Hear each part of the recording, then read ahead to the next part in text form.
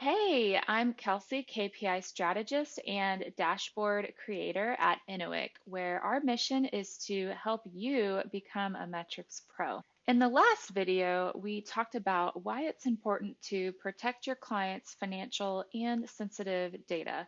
If you want to understand these foundations, I encourage you to watch the last video.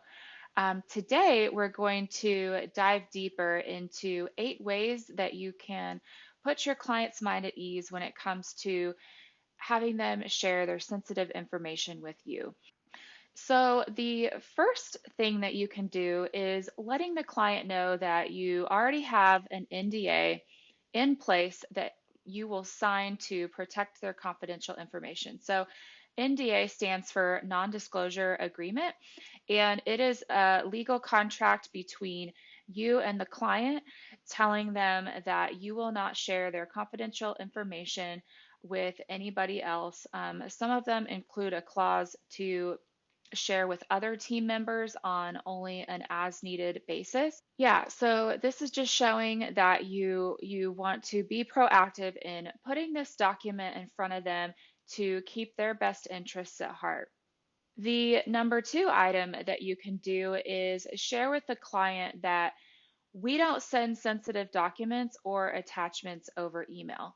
So that is just a good rule of thumb to not attach things in Gmail or whatever email service provider, not attaching things as documents, but rather you can put those things into an encrypted file storage such as Dropbox. And if you have a client or situation where you must send something as an attachment, what you can do is you can encrypt an attachment with a password before emailing it over. So that is what I would do as a minimum in place of something like Dropbox. The third thing that you can do is just related to the software that you use.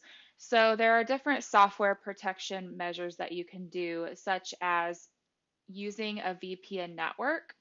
So a VPN network is something that it's a software that sits on your computer.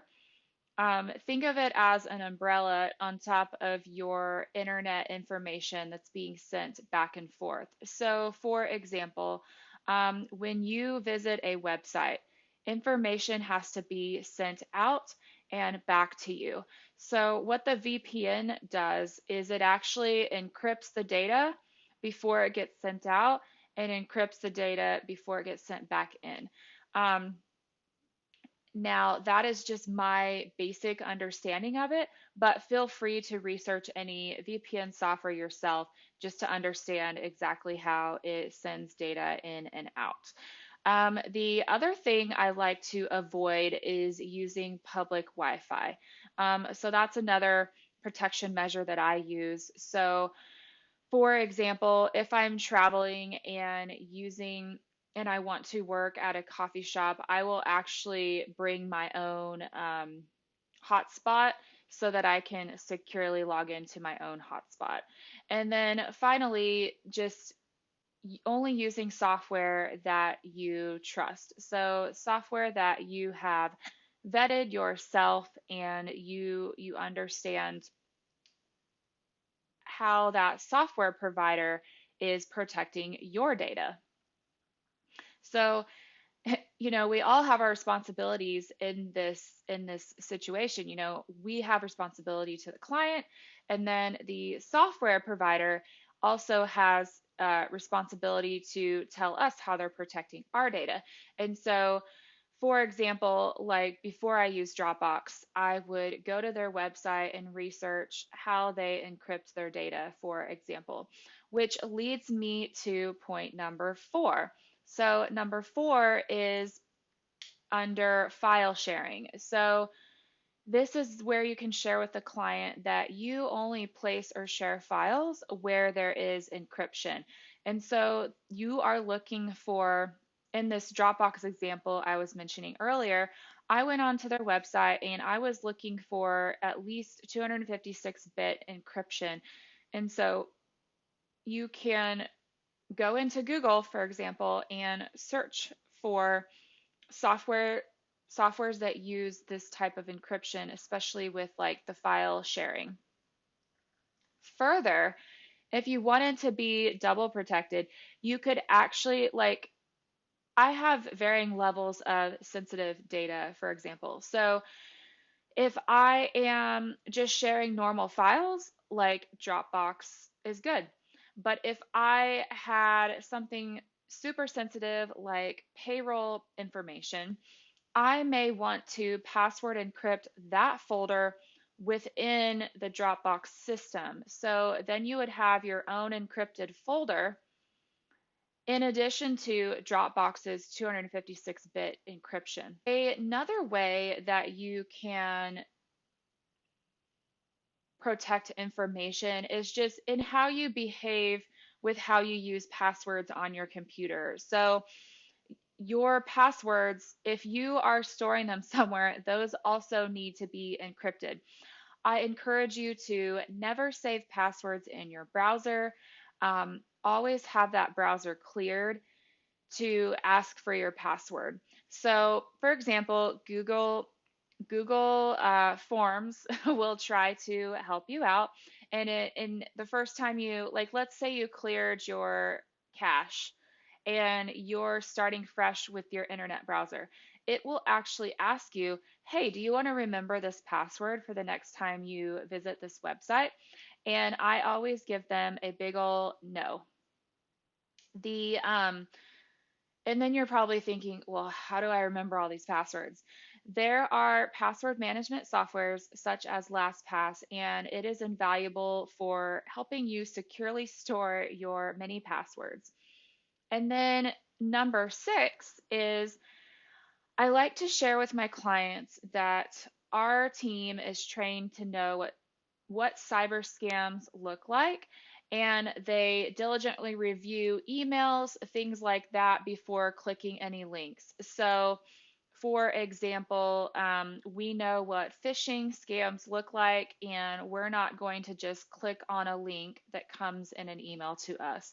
Or another example is when we are visiting new websites, we will look for the HTTPS or the um, Google Chrome actually has like a little lock that you can hover over and see that that's a secure website. Just browsing and internet usage, things like that, knowing what cyber scams look like. And then number 7 is when I am asked to go into a client's system. So, for example, I was recently asked to access their project management system, a client's project management system. And before placing any, and I was working on strategy with somebody, with this client. And so before putting the strategic bullet points or conversations into their team project management software, I wanted to look at the access that the client had set up themselves to make sure I understood who could access that data. So, for example, we actually needed to make some changes in the client system to where only me and the CEO of that company could see that information.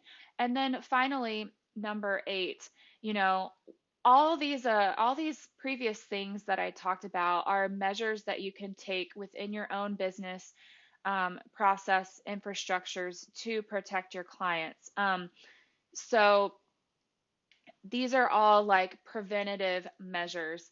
And finally, that final layer of protection is with number 8, and that is professional liability insurance.